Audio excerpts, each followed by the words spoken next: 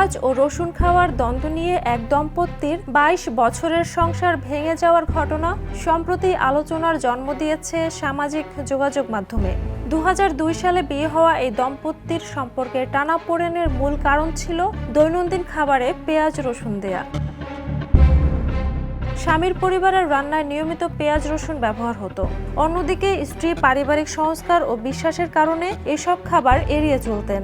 বিয়ের শুরু থেকেই এই খাদ্যাভ্যাসের পার্থক্য নিয়ে অস্বস্তি তৈরি হয়। প্রথম দিকে শাশুড়ির মধ্যস্থতায় বিষয়টি সামাল দেওয়া গেলেও সময়ের সঙ্গে সঙ্গে মতবিরোধ আরও প্রকট হয়ে ওঠে। ছোট মনে হওয়া এই পার্থক্যই ধীরে ধীরে দাম্পত্য জীবনে অশান্তির বড় কারণ হয়ে দাঁড়ায়।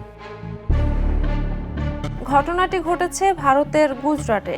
শেষ পর্যন্ত স্বামী পারিবারিক আদালতে বিবাহ বিচ্ছেদের আবেদন করেন। স্ত্রীও এতে আপত্তি তোলেননি। মামলাটি গুজরাট হাইকোর্ট পর্যন্ত গড়ালে আদালত উভয়ের সম্মতিতে বিবাহ বিচ্ছেদের অনুমোদন দেয়।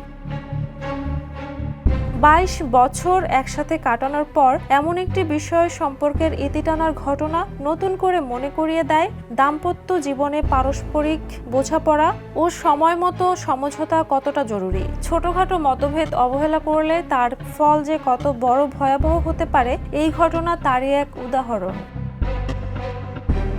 Jhuma Mridha, the news. দেশে দেশে সবার সাথে দ্য নিউজ।